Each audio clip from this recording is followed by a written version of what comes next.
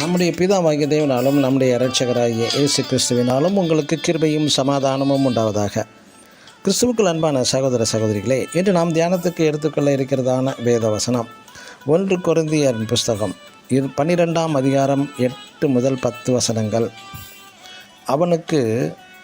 ஒருவனுக்கு ஆவியினாலே ஞானத்தை போதிக்கும் வசனம்.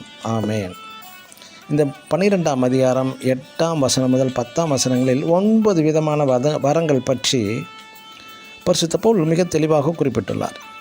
இதை ஆவிக்குரிய வரங்கள் என்று 1ஆம் வசனத்திலேயே குறிப்பிடப்பட்டுள்ளது. இந்த வரம் என்பது என்ன? சிலர் பல மைல்கள் கடவுளுக்காக நடந்து கம்பி முட்கள் மீது படுத்து உடலை வருத்தி பெற்றுக்கொள்வது வரமா? இன்னும் அநேகர் கிறிஸ்தவர்களும் கூட அங்குமிங்கும் ஓடி ஃபாஸ்டிங் எடுத்து கடைசியில் பெற்றுவிட்டோம் என்று என்பார்கள். வரம் என்பது கரிஸ்மா என்றும் கிரீக்கில்.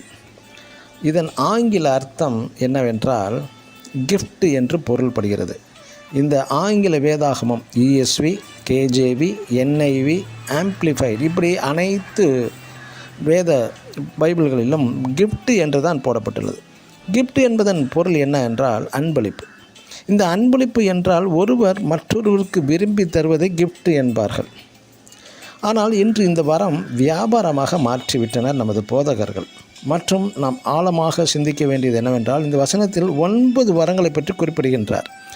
ஆனால் இன்று 9 வரங்களை பற்றியும் முக்கியத்துவம் தராமல் அற்புத அடையாளம், சுகம் தரும் கூட்டங்கள், அந்நிய பாஷை பெறுவதற்கு ஆவியின் எழுப்புதல் கூட்டங்கள், இப்படி 3 வரங்களுக்கு மட்டுமே முக்கியத்துவம் தந்து மீதமுள்ள 9 மற்ற வரங்களை குறித்து முக்கியத்துவம் தருவது இல்லையே ஏன்? முதல் வரமே ஞானத்தை போதிக்கும் வசனம் என்று உள்ளது. இது தேவையில்லையா யாருக்கும்? ஞானத்தை போதிக்கும் கூட்டம் நடைபெறுவதா? இல்லையே. அடுத்து அறிவை உணர்த்தும் வசனம் கூட்டம் நடைபெறுகிறதா? அதுவும் கிடையாது. விசுவாச வசனம் பற்றி ஏதாவது எங்காவது கூட்டம் நடைபெறுகிறதா? அதுவும் கிடையாது.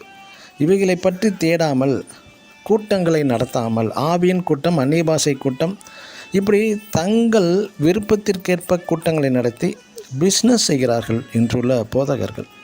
எனக்கு அன்பான தேவனுடைய பிள்ளைகளே, நாம் மனுஷர் பாஷைகளையோ தூதர் பாஷைகளையோ அற்புத அடையாளம் செய்து ஒன்றும் பிரயோஜனமில்லை என்று பரிசுத்த வேதம் குறிப்பிடுகிறது. நன்றாக கவனித்து பாருங்கள். ஆமேன். God bless you.